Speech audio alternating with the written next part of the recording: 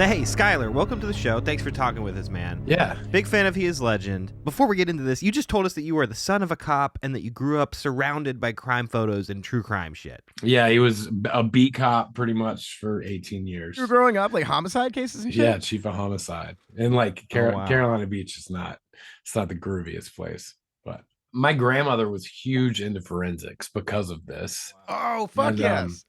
And yes, I mean, I saw case files at a way too young age, and I heard all the horror stories.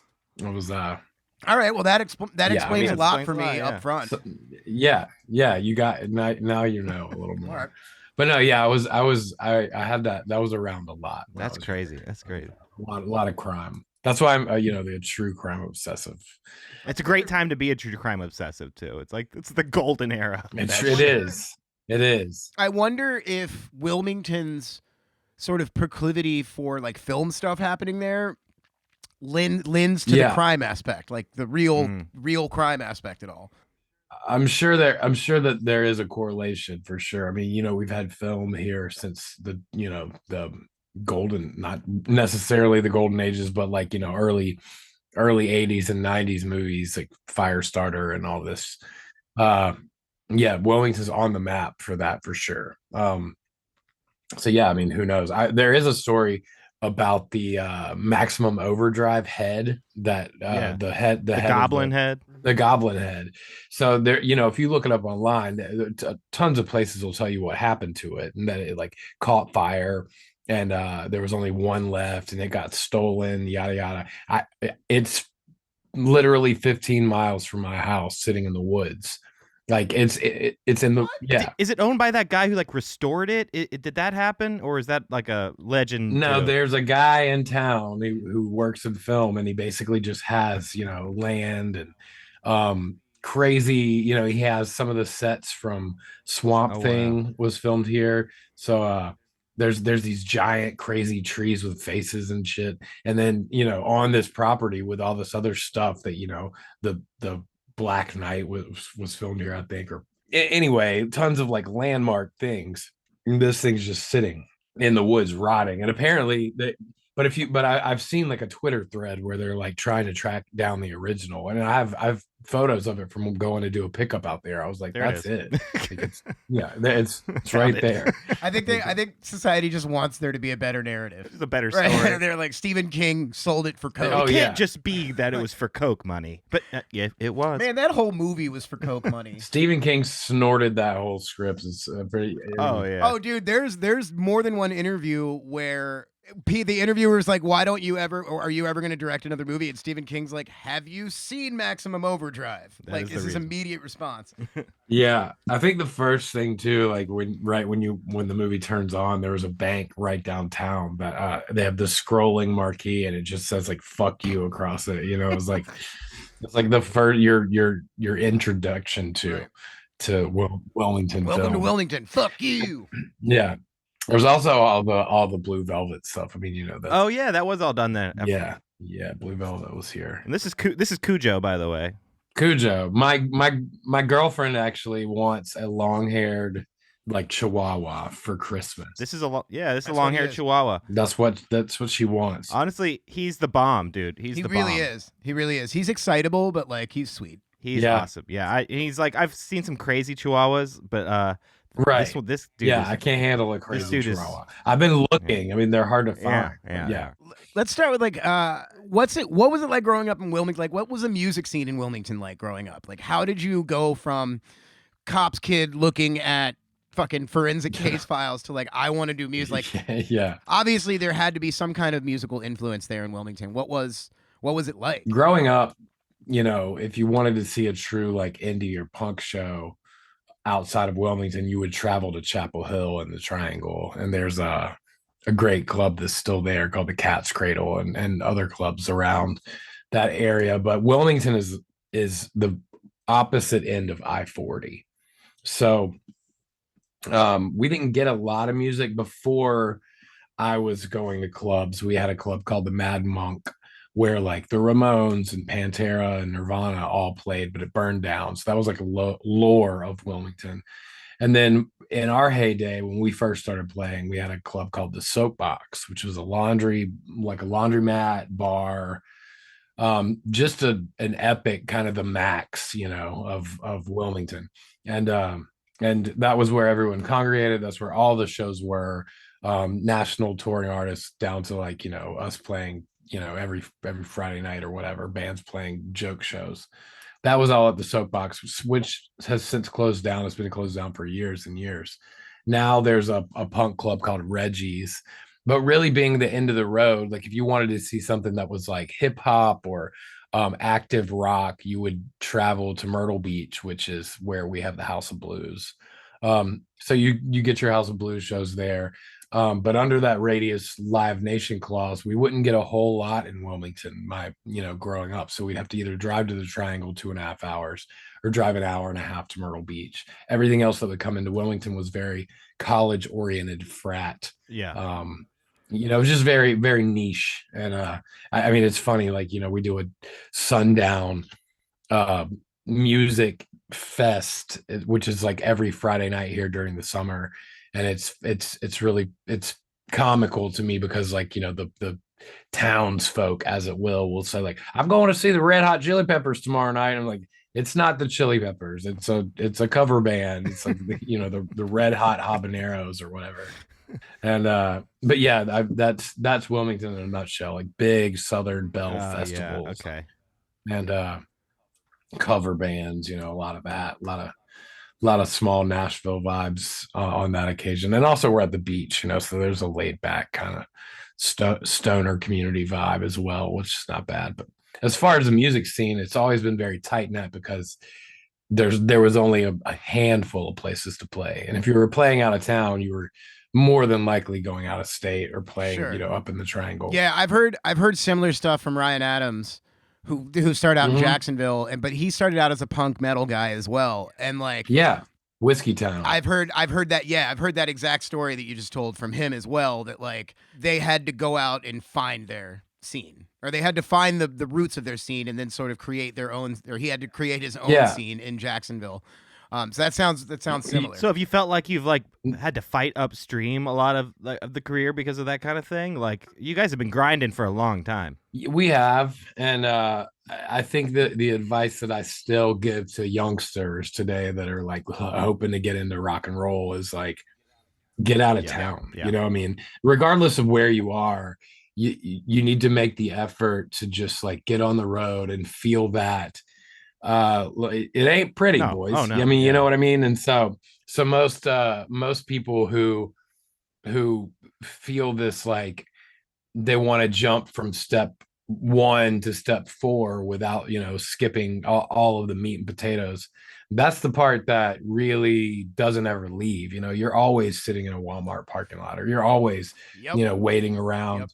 Or the 5 mile, 5 block radius of wherever you can hoof it when you get to the venue. But, it's one of those things that you don't really learn when you're like, oh man, I'm at home sitting on the couch and I got to play a show in a few hours, we better go load or whatever. It's when you're stuck in a town and you're at the venue 8 hours before doors and you have, that's the thing you need to learn as a band is really all of the sit around and wait, I mean, I think you also feel the most real love outside of your own hometown. You have to 100%. leave your hometown and play to really see how people are going to truly react to what you're doing. It's definitely a more authentic. It's more honest. Like if people like you out of your own town, they like you. If they don't like you, they have no reason to tell you that they like you. How long has He Is Legend been a band? We've been around for almost 20 years now. And I have to congratulate you on Endless Hallway. The new record is awesome. Thank you. You've been back from tour for what, a couple weeks? Something like that? Yeah, we did a quick run with our friends at Valiant Thor just because of the odd timing of putting a record out right before the music industry shuts down. I mean, there's a lull. The music industry just they eat turkey on Thanksgiving and they are done until February. You get some stuff starting to pop up overseas like around the beginning of January, but like really American music industry in general is just like we're out. We're like the biggest vacation. So do you think that the pandemic, the COVID kind of flipped that on its head though? Like Because I agree with you, and like both of us are musicians and like former touring musicians as well. But I agree with you that like generally between Thanksgiving and like maybe even March, the music industry kind of goes away. But I feel like when the pandemic happened, nobody knew, like people just started putting albums out whenever they were done. Right? Yeah, you're right about that. I mean, this is really crazy territory that we're in. Every band is on the road. There's a shortage of transpo. You know, we can't get vans, we can't get trailers, we can't get tour buses. Yeah, everyone's out, you know, and for a band like Legend that's been DIY since day one and we do everything in house, it's, you know, it is a lot that you can feel that the landscape and this paradigm has shifted in the music industry. They like their holidays though, so they're sticking to that one. But everything else it does seem like everything's up in the air with like new challenges and things that we haven't been. It used to be easy to just jump on the road for 2 months and book another 2-month tour in the middle of that. And right now, we have a brand new album out and we're struggling to know what's going on in 2023. Sure.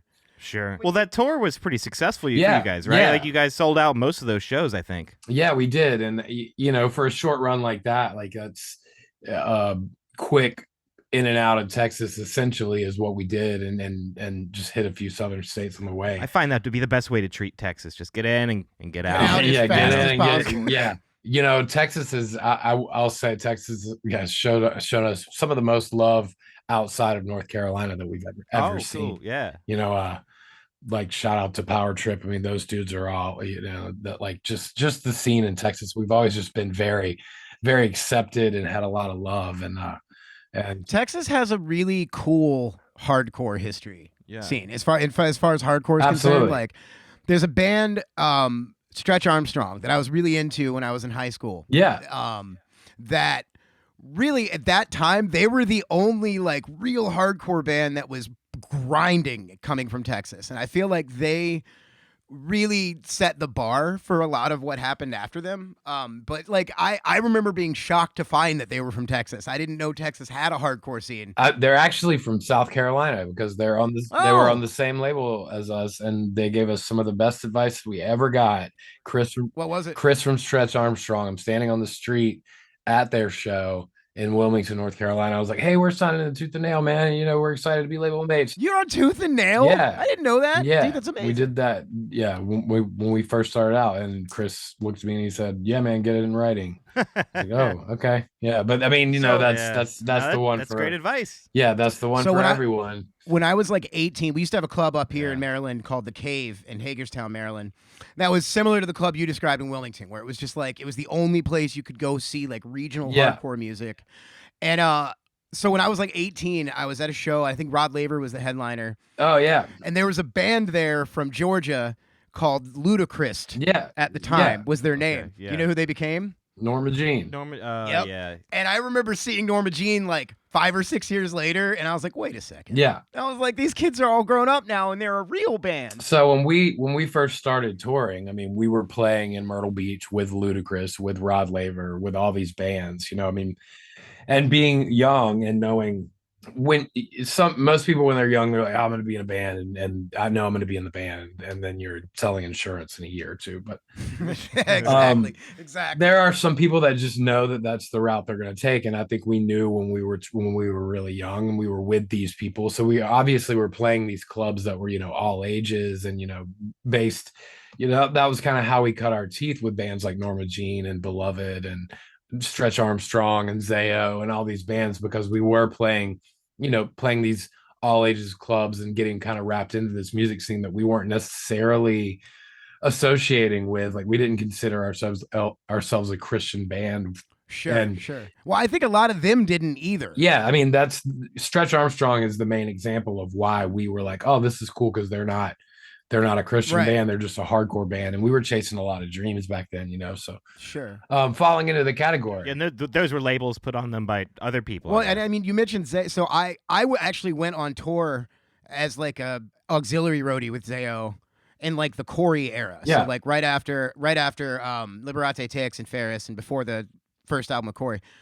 And I went into that as a church kid thinking that they were like a Christian metal band. Right. And then like, almost immediately, my whole mind got broadened by them because they were like, nah, we're not really. Like Yeah. some of us have faith, but like we're not a Christian band. And that's where I learned the secret of Tooth and Nail, that like Tooth and Nail wasn't really a Christian label per se. Right.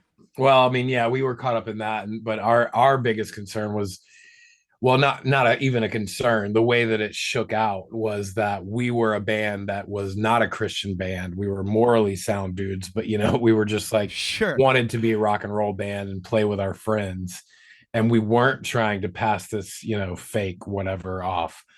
So we distanced ourselves from them because of that in the beginning. There were a lot of bands that were on that label that were trying to be coddled by that in saying that they were a Christian band and giving people the creating the illusion that they were living these lives, and they there was no real difference. And just because it got them more fans within the Christian community.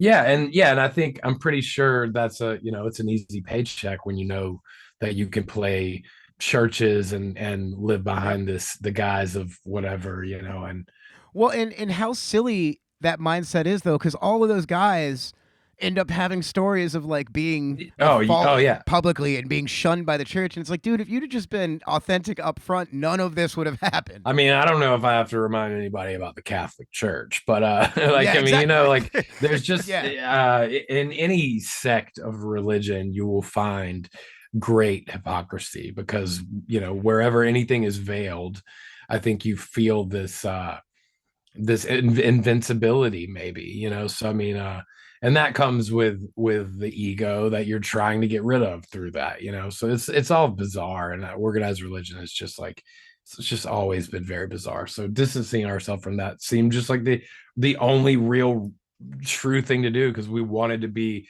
true to what we want. We're a rock and roll band. We want to be true to that, and not have any stamp of any weird, like we're not related to veganism or Christianity or straight edge, or we're just a rock and roll band. So how easy it could have been to just stick it out and just say, oh no, yeah, we do this, and be real cushy and comfortable. But yeah, that wasn't for us. So I mean, excellent. Well, I think that's been something that fans have responded to, is I think just the honesty to what you guys do and have always done, and there's always been evolution there, which I've found interesting. With Endless Hallway, was there like a big difference in the production of that album, because that was done during pandemic? Is that right? We had a bunch of different ideas of what we thought might be cool to do, and I everyone was kind of working and doing their own thing, but at the same time Adam and Jesse were still getting together and writing riffs throughout the entire pandemic. So we at that time we knew something had to happen, and we weren't quite sure what it would be. And we planned an event. We were trying to get our head on straight to do It Hates You, and to play that album through in its entirety, and for like a was that like a live stream? Yeah, it probably was a 10-year thing. And we rehearsed it. We had some things going for it, trying to get it to do a live stream. And this is during the really in the depth of like the year and a half mark, where we're like, okay, everybody's getting anxious. All these bands are putting out live streams. And so we kind of felt like we needed to do something. And then, November rolls around, the first real Christmas, and they're saying, yeah, we don't necessarily suggest that you guys meet with your family and eat that, to do Thanksgiving. So we were like, I think it was like maybe 2 days after Thanksgiving that we had this plan to record this, and it just felt like we probably shouldn't cram 15 people in a room. So we were like, good on you. Yeah. Yes. I mean, that was the first thing. It was like, I mean, is this something we want to do? And then in the midst of that, you're seeing bands put out their, live stream COVID special, and it just has this stamp of like this terrible period of our lives. And I got discouraged with putting out any music or anything that was just like, this is what we did in this weird time to try to see if things are going to work. So we put the kibosh on that, and we were just like, nah, maybe we wait on this. And then through that, I think these riffs just started kind of culminating into like, oh, we have a record brewing. So why don't we just get that going? And so I was just do what you do best and make a record. Yeah, make a record, and if it ain't broke, and that feels way more organic to us than just like trying to force a live show that's being recorded. Well, because and that's what everyone I think else is maybe doing, the only silver lining of COVID, and I hesitate to even say it like that, was we all experienced this sort of group trauma. Yeah. Together, right? 100%. Like it was the first time in modern human history, or at least our history as a populace, that we all got leveled, right? Like we all got put at the same level. And I think that trauma fed a lot of artists. Oh, yeah. And I think that a lot of what you've seen come out of that is some of the best shit that anyone's made. I agree. Because it was just so full and ready to come out. Right? Like, yeah, the world feels weird right now. Like we're all, I guess we're all kind of like wiping our tears away at this point. Yeah. And like, and in the music scene in general, we were caught off the road March 12th. It was my birthday of 2020. And it, we didn't play a show until 2020 or September of 2021 was the Furnace Fest that we played, first show for 2 years. So yeah, it stung, and I think we felt shafted a bit, but at the same time, being creatives, we were forced to be put into these boxes where we didn't, we were like pushed to create in different ways. And then when given the opportunity to get back out there, everyone is just overflowing and trying to like brush off, like, when you get in a car accident and you have those moments afterwards where you're just like so tense with adrenaline and you almost feel giddy, but you're like, this sucks what just happened to me. Let's get over it. It's almost like your body's way of giving you a little extra push to be able to walk away, so it's definitely a weird landscape to traverse right now, but knowing that we're not the only ones doing it is that's a blessing. Did you find this stuff informed any themes for your lyrics on Endless Hallway? Because I know you're big on themes, and I hesitate to say concept albums. Would you consider some of your stuff concept albums? Or I think some of it's conceptual lyrically for sure, and we do write with this this kind of vision or like a mood board, I guess you would say, to the feel of the song to try to translate what comes out. But this was different, obviously, because we were frustrated, felt a little slighted, and we were kind of mopping up the tears of our 2 years off,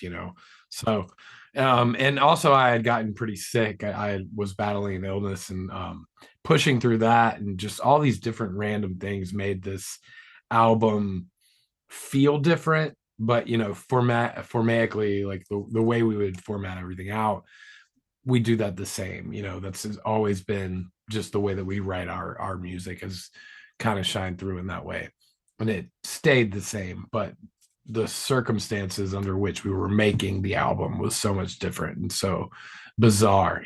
I mean, what was so different about it? Were you all still in a studio together, or was it done more remotely? No, we have a process of, we track drums. Our drummer likes to go with Matt Goldman, who is usually he was in Atlanta for a while, but now he's in Tennessee. So we track drums there. We come back in at Warrior Sound with our buddy Al Jacob. He tracked the guitars, bass and rhythm and lead. And so we do all that. And then last we will put on vocals and do all that stuff. So, and I do that with Mitch Marlowe, who's done the last 4 or 5 albums. So it's like the way that we've always wanted to do it, just going with who we get the best product from and working with the people who get our music. I mean, Mitch, the one who I go and produce vocals with, he was in our band for a few years, and he's just been a very close friend for a long time. So I think a good producer is similar to a good therapist, and that like it takes years sometimes to really build Oh yeah, that kind of relationship. Yeah, But once you do, relationship. once you have that producer that you've built that relationship with, you don't ever want to go anywhere else. Right? Yeah, and we've done that where we've been like, let's think outside the box. Let's get you guys in with this guy. And we do take the steps necessary to appease the powers that be and say, yes, we'll work with this person. And we just don't get the results that we've wanted. I mean, not in any new sense. There's never been like, oh, this is like, of course, we would love to go do a record out in the desert with like Josh Homme, like, I mean, that would be one of the things where we would be like, yeah, let's do something different. But when it comes to us all being excited about a project, I think the most excited we can get is when we can work with these people that we've built these relationships with and get the results we know that we like. So yeah, working with someone you like that's always going to make you as an artist more comfortable, like way better than like, hey, let's ship you to LA and go to some studio you've never fucking been to. And that's how Suck Out the Poison was basically handled. We did I Am Hollywood and basically jumped from the studio doing I Am Hollywood directly on the road. We were on the road for maybe 9-10 months, went straight into the studio. Oh my God. Wow. Right into the studio to write and record with like a 2-month, like they were like, hey, it needs to be out in 2 months. So we had a month to write, a month to record, and then went right back on the road. And, and that was one of those things where we had a producer in mind. We wanted to go on the East Coast and record with a producer. We did a demo with him. We enjoyed the process. The label thought that it would be better to go to another guy who had just moved to LA from the East Coast. So we go out there into like an unfinished small studio space. We had a hotel room disaster with like no refrigerator. So we were there like, cool, we're here for 2 months with like, we don't even have a stove or, like we're eating like peanut butter and jelly sandwiches for a month. Yeah. It was just like all these things that were like oversteps or overthought. And so like every little thing that goes into recording, I mean, that's why after we worked with Tooth and Nail Records for a few records, and then we worked with Tragic Hero Records for a few records, it was important for us to try to crowdfund and just do it on our own and see what, make sure that everything was done the way we wanted it to be done and handled. And I don't know if I'd do it again, but it taught us a lot to crowdfund and like really do a grassroots record. But yeah, how it goes. Did you find that to be an overly positive experience? Oh, hugely positive experience. I mean, it to the point to where like A&R people from the record label we had come off of, and when we did the crowdfunding site, they texted us the day that we reached our goal, and they were like, "You made it out of the game." It's like, okay, yeah, all right, cool, but true, yes. I mean, it was like, it was important for us to know that our fan base was just eager and because we see it. That's the only feedback we get. The only feedback that we get, because we don't have like, Frankie Sharp's kind of manager, and we don't have, we don't get all these, updates and things like that. We just see what the fans want, what they like and what they don't like, and we gauge by that. So that's just always been kind of how we've operated. But yeah, it's like when we got together a crowdfunding like operation, I think it was Indiegogo was the platform we used. It was basically a place for everyone to congregate, and we saw our fans in one spot, and we pushed ourselves to be able to produce, the record that we knew we wanted to produce. And I mean, we honestly, our hands were involved with every little thing down to like fulfilling little perks. And that part was really tedious, but it gave us a sense of community that we didn't have before. So yeah, I don't know if I wouldn't do it again. I mean, like I would not do another one, but I would never go back and like not do that one because it taught us so much. Well, yeah, it's really cool to find a new way and then really connect with your community on like a different level and see that they're there, really. And that's the strength I think, He Is Legend has built, that kind of fan base for a long time. We talked a little bit before about like your lyrical themes, and there's a couple things I want to talk there, but specifically the album White Bat has to do with the Golden State Killer. Yeah. Can you tell me more about like what you put into the lyrics of that? I was in a strange place mentally at that point in time when we were writing that record. Not unlike this record, or not unlike the way White Bat went down. Few had basically, we had done a few tours and whatnot, and we had hit a spot where it was like, well, maybe we should just record again. I was reading Michelle McNamara's book, I'll Be Gone in the Dark, and growing up a child of true crime, and being close to that. Our vocal producer was living in LA, and everything I had written for the album wasn't sticking to the wall. It was like it felt like something else was there. And while I was in LA, they had caught Joseph James D'Angelo, and I was finishing this book. I was heavily inspired by it, and I was just I took on this, so I'm in LA recording by myself. All the music's done. I have a rental car. I have no friends really that I'm trying to hang out with in LA. And I was just like visiting crime scenes, and I would go to cemeteries and like just write and do these things. I just kind of got in this weird headspace of like a voyeur, and the lyrics just started kind of coming out with just every little small tidbits of true crime I've had, bubbling in me just from being a studier and truly fascinated by the human psyche, and being alone out there, and like being immersed in this case, and kind of just like feeling this energy of what it would be like to feel guilt over a vast amount of your life. And I took that and just wrote in that character space for that album, and it took on this kind of, well, what if you had these secrets and you had lived long enough to reach like a mental breaking point, where you couldn't differentiate between reality and fantasy anymore.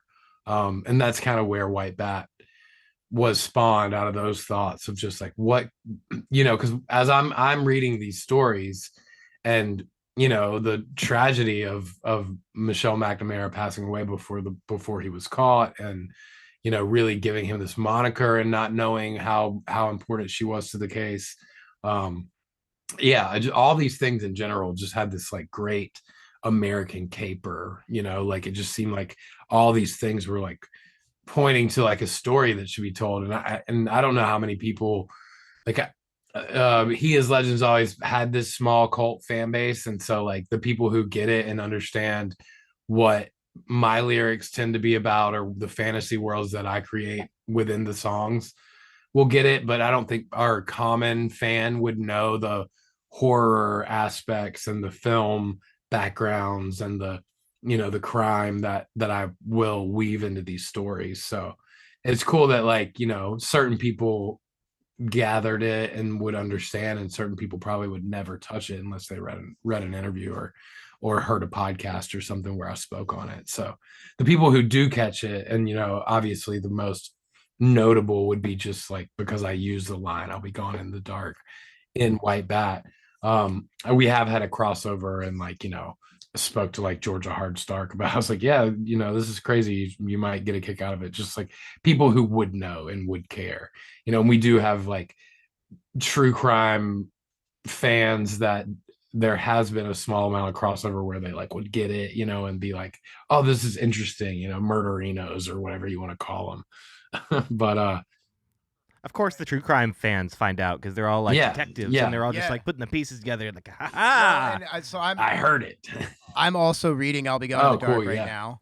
Like I'm maybe like 2/3 the way through it, and it's interesting to me. You talk about the murderinos. It's interesting how involved true crime fanatics were in catching this dude. And I think it's because Michelle McNamara was not afraid to turn to them, right? Like law enforcement tends to be like, there might be nuts, but Michelle McNamara was like, fuck no, let's dive in. Like, it's got to be a kind of a strain. I'm sure we're in a position right now in the world where like, you know how there was always been like, and then they called the psychic, and you'll see like exactly. this then they ran out of ideas. Exactly. But there's this weird like call to the occult maybe that the police will do, which I've always been very or like they'll listen to a psychic, like they'll at least hear her out, which I've always just thought that was so bizarre and like kind of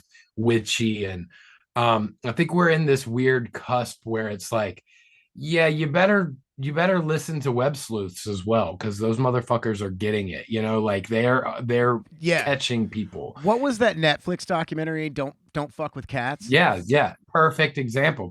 Yeah, like, and that case, exactly, like that case proves the point. I'm also like, I got really big into the web sleuths community when that girl had disappeared, Gabby Petito or whatever. Petito. I mean, I started kind of going through it. Like I had dipped into the community before, because I followed, our drummer happens to be from Indiana, and when he first joined our band was right around when these Delphi murders happened.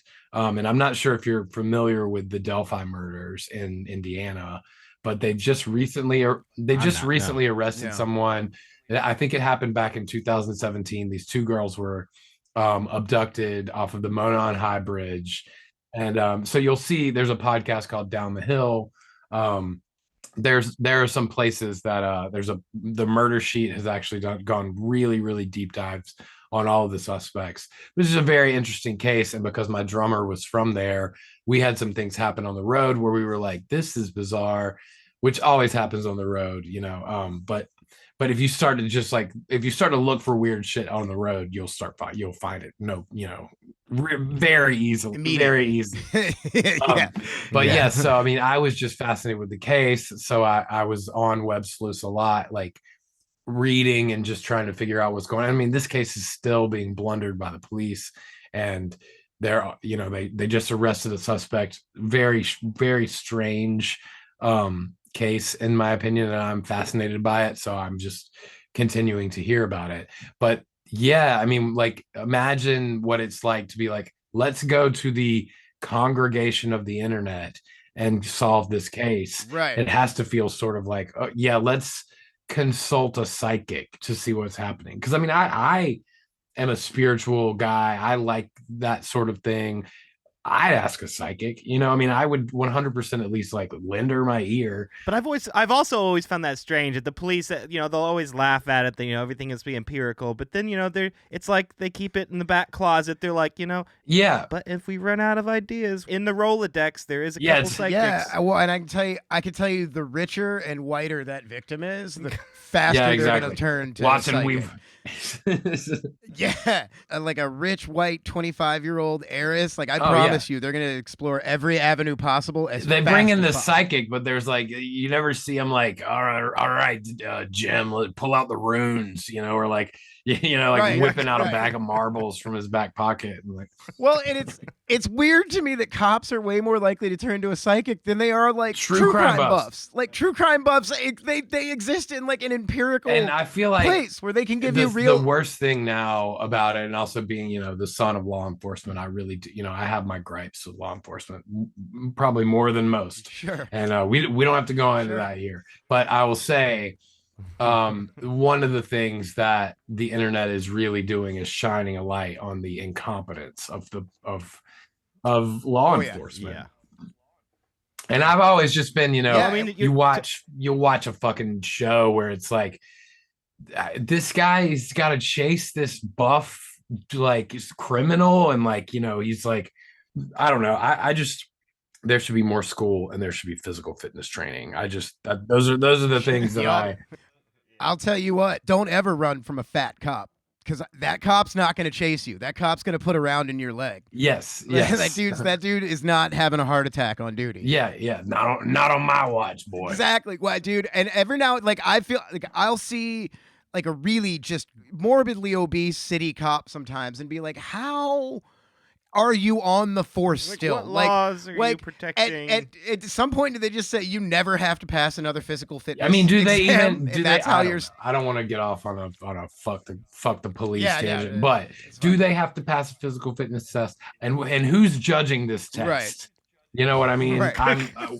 That winds me up, and also the fact that, you know, it's like, let's talk to the witch about it, but you know, like, it's like, where are your credentials? It's like, yeah, you know, like, let's consult the oracle because I'm out of leads here, fella. It just blows my mind. Yeah, but the fact that, like, you're right, like, they won't turn to this trove of people who just want to see justice done, and they know, like, right. I mean, if we had to put up the hours to hours, they might have put more time in hours solving crimes than you know, slick shoe.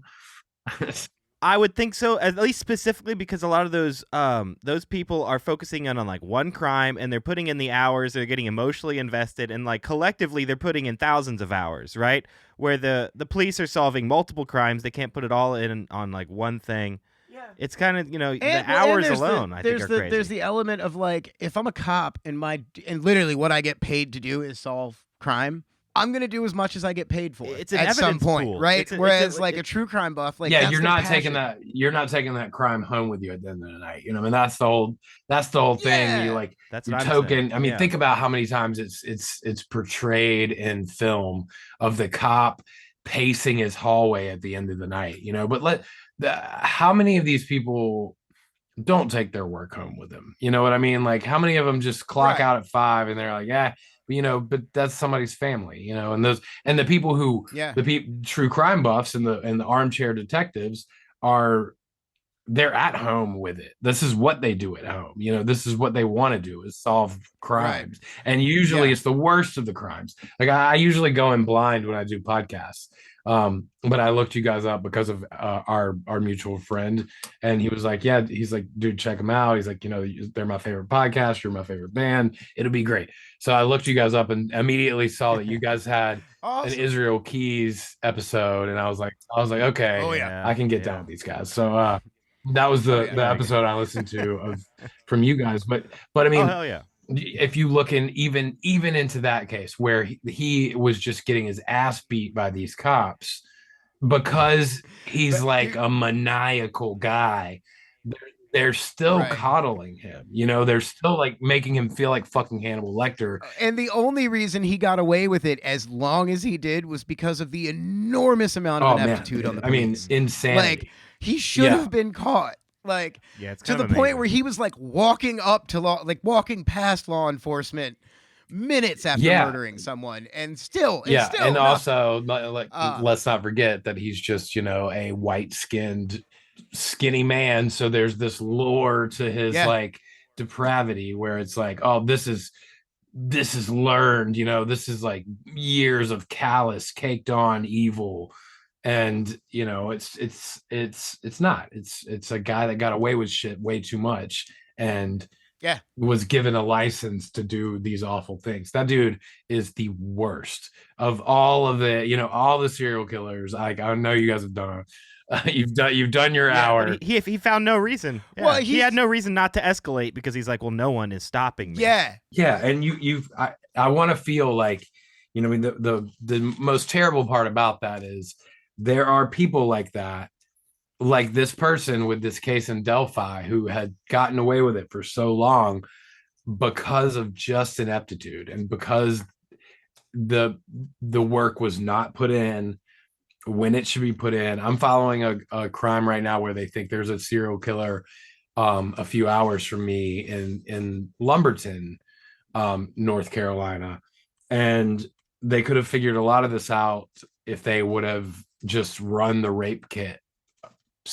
Like, I think the rape kit sat for 2 years, and like, it's just like, okay, guys, like what are we actually to serve and protect? Like I don't know. I get wound up. I get wound up about that. So, but it's just like this cool little pretty. Here's the gumshoe.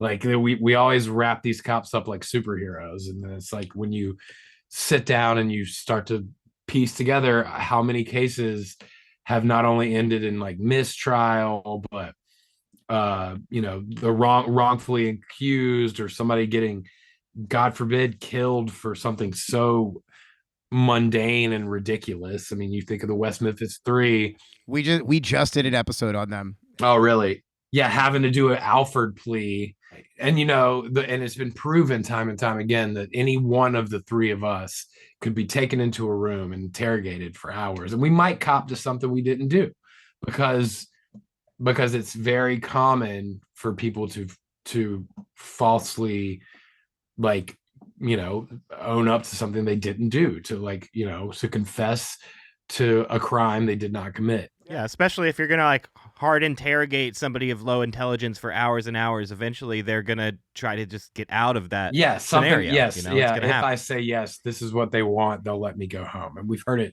We've heard it so many times, and it's a shame that it's even like something that exists, because in our modern society where justice is quote unquote served, the jury is supposed to think, well, if this person said they did it, then open and shut case. They must have done it. Yeah. And it's not that well known to your average person who's just like, damn it, I got jury duty, that this guy could have some real mental instability, on top of the fact that behind closed doors with the camera turned off, he was interrogated for 9 to 10 hours, and you're not going to hear those 9 to 10 hours of him saying, no, I didn't. No, I didn't. No, I didn't. No, I didn't.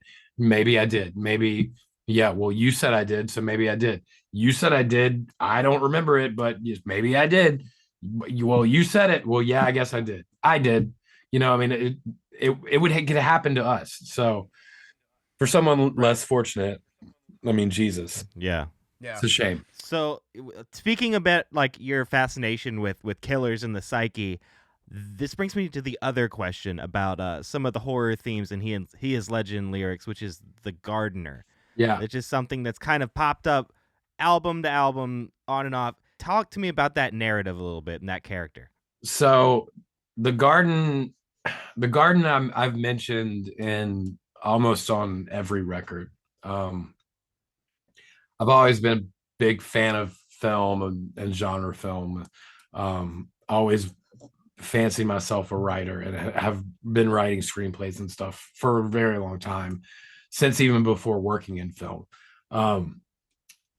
After getting a job working in film where I could read scripts and break them down, I just kind of got this story.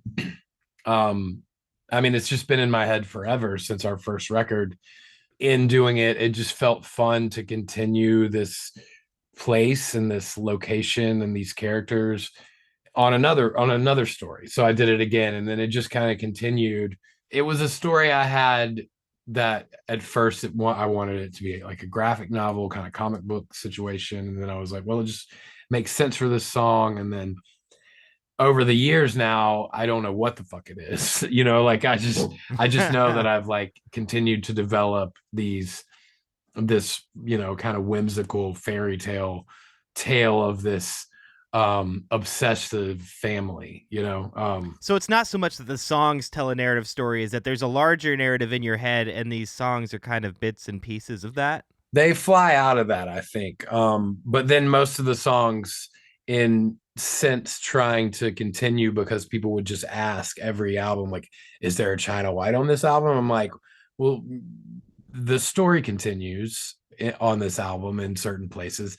It's not necessarily called, like, I mean, I saw the other day people were discussing China White, and they were like, maybe this is China White 4, and I'm like, oh, that's just not the way it plays out in my head. It's just like when the song has when the story unfolds, it unfolds, so that's kind of why there's a chapter of it on Endless Hallway, because some it's, you know, it seemed like the story had another place to go, but really it grew out of a gardener who becomes obsessed with the family and basically tries to play family man and like kidnaps the family and continues.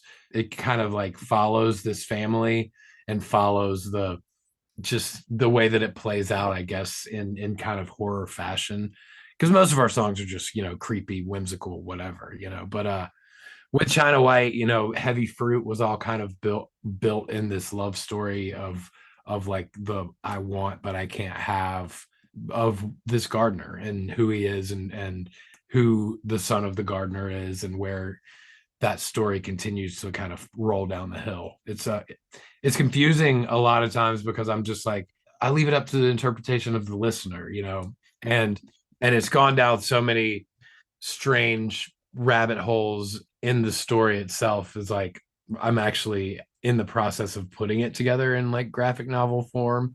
Okay, I was just gonna ask. So you're gonna consolidate this into like a master story? Yeah, well, because of so many songs, like people are unaware that they came out of that same universe, that I think weaving them together on paper for people to be able to figure it out and also see like the way the characters weave in and out of each other and how the timeline is not exactly cyclical. But for me, you know, I just when I'm writing them and when I hear the story themselves, that's the way they play out, you know. And it's like different sagas in this weird fictional land, you know, because when I write in this fictional garden, like the song always takes off a different tone, you know, and it still carries this story. So I don't know. To me, they make sense. To other people, I think I'm just leading them on a mind fuck. But like, you know, well, other people are just like, this guy's crazy. Yeah, what is he doing? Yeah, but I mean, you gotta imagine too. The first China White, I was probably 20, and I'll be 40 next year, and I'm like, you know, I'm still ravaging this kind of weird gardener zombie that inhabits his youth, or like, yeah, it's crazy. But I, you know, I read a lot of Stephen King, man. What do you expect? I was gonna say, this is like your dark tower, you know. It is my dark tower. You're dipping out of mid-world left and right. Yeah, you know? yeah. I'm on the everything's another level. Plane. I don't know how I got here. I'm just like, you know. But no, I did. I think maybe I was reading the Dark Tower during the, you know, first few iterations of the China White story. So, and also watching Lost, you know, like where it was most, you could see so much of the Dark Tower in the Lost series. You're just like, okay, come on. I mean, I like that. I've never seen a show that I love to hate more than that show. The Dogan, literally, when they go into the pods, it's just like the Dogans they have. And the meat and potatoes of all of it is just this crazy journey. And I think that's like, I'm not 100% sure where I'm going right now in Fairy Tale, because I just picked up his newest book, Fairy Tale. Oh man. Oh sure, I'm very early into it. I'm about there with you, man. I'm listening to it on Audible, and feel the same. Where I'm like, this, I don't know anymore. I'm not gonna, not to go into it at all, because it's so new, and it's like, you know, I don't want any spoilers. I don't want to spoil anything for anybody, but it just got pretty fucking intense for me, and I was like, all right, like where are we heading down the, you know? Sure. But yeah, sure. I Lost was one of those where I was just like, fuck. But I think maybe China White is just a magical island, you know. I want to talk a little bit about your film work and what you do in the industry. Yes, yeah. Basically, art department. I'm a set dresser. I'm a buyer. Like a professional purchaser has been what I've been doing within the last couple of years. But mainly set decoration, set design, and buying and whatnot. You know, every little thing that's in the screen on the frame has to be brought to set if the set's built or if it's on location. You know, like there's there's a look and feel, as you know, to the way things are put together. So as a buyer, you're like, I need this couch, I need this rug. Exactly.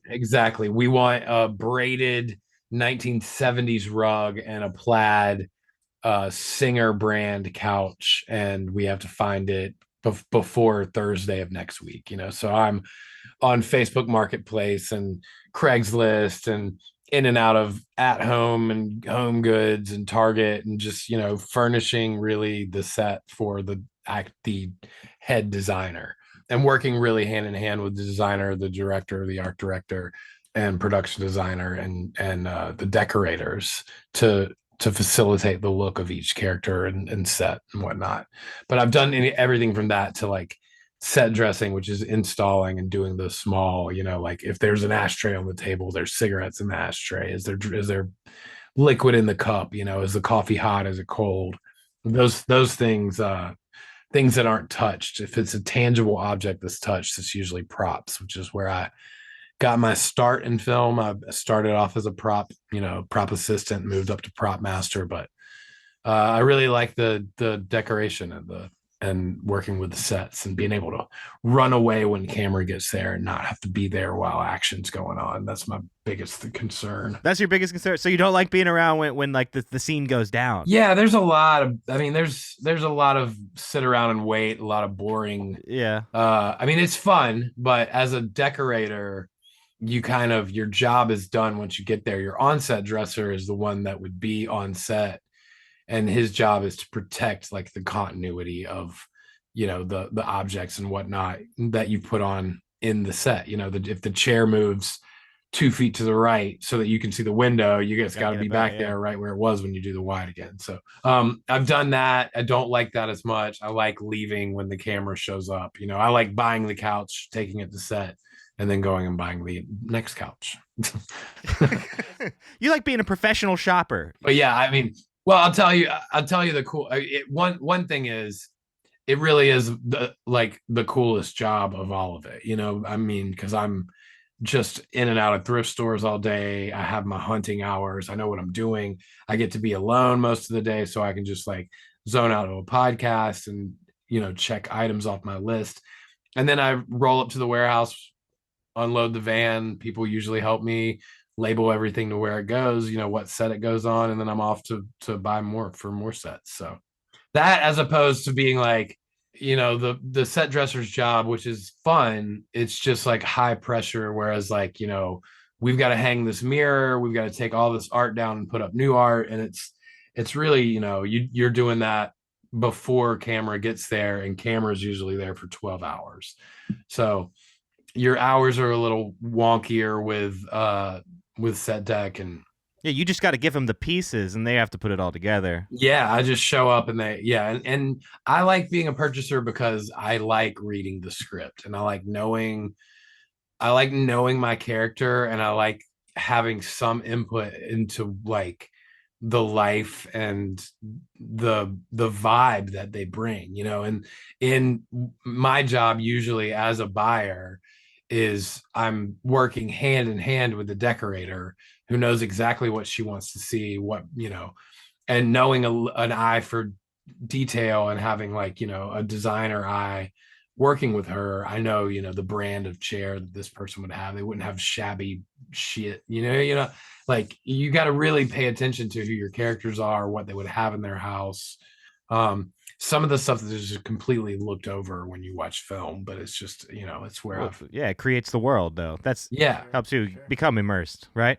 Yeah, for sure. And watch a television show of, with a smaller budget, or like, a younger crowd or a younger, crew that's maybe not done it before or has a different style. You start to notice these things when it's just like overly done, or done, way too much, or underdone, where there's a stark minimalism in the room. Like these things you start to notice especially when you're on set, but yeah, I've been doing this for a long time. This kind of thing, if you do it just right, you really don't notice it at all. It just fits right in. Yeah, that's David Fincher's whole thing, is like, this is my prop. This prop should be an extension of my hand. Because I'm talking, this should be my, you shouldn't ever notice this. If I'm a good actor, this should just be an extension of my hand as to what I'm doing. That's why cigarettes, glasses, and all that. And the way that he works, I mean, he does a lot of takes because he doesn't think that you're after a certain amount of takes, you're not acting anymore. You're doing the thing that you're doing. It's coming second nature, and you're really focusing on dialogue, which it sounds crazy, but the script supervisor that I worked with, that's worked with David Fincher for so long, he's like, the end result, the product, he knows what he's getting, and if you think about, take a movie like Seven and think about how drab and how like, it's raining in every shot, and it's just like there's so much meticulous set design for those people to be doing those takes so many times to where it's wearing on them mentally. It's interesting to see these actors like under strain, so. And when you talk about props and stuff like that, like with doing that, then you have everybody really on the team that's behind the camera, that when they yell cut, you go and reset something. Like, say the fork was counterclockwise at 6 and like right beside the plate, it has to be there every time, because some directors are like that meticulous, and that like they want that because it's distracting if the drink moves, if the ice moves in the drink and the levels change, or the cigarette level changes, it takes away from what's going on. Yeah, any of that stuff can take you out of the story ever so slightly, and that detracts from the overall goal of the entire project. Yeah, I mean, it is very fascinating to watch. I mean, and for the right project and with the right people, I would probably be more than happy to do an on-set position again. And just for me now, I do a lot more in television, and there's really no end in sight with TV. There's just like, it could go on forever. Sure. And with my job, I'm working on a comedy right now, and doing the purchasing for that. It just gives me a lot of time to kind of be in my own head, which I need, and be alone and like just focus on the task and shop. I mean, I'm a professional shopper, and it's a rad job. I don't know if I want to go anywhere else from here, unless it's for like, unless it's for something where that's like, that where I'm working with like auteurs, or like someone that I like respect and want to see the craft done, or if I'm learning something different, I would definitely do it, but right now, when it's just like, here's my paycheck, I'm like, I like buying for TV. It's fun. Film and television. Why not? Yeah, most people would kill for this job. There's a lot of people, you know what I mean? No, that sounds fantastic. You just get to thrift, man. That sounds cool. Yeah, cool. That's the coolest thing too. Well, Schuylar, thanks for joining us, man. This has been a lot of fun, man. Thanks for having me. Congrats again on Endless Hallway. The album's great. Thank you. Talk to you later. Bye. Cheers.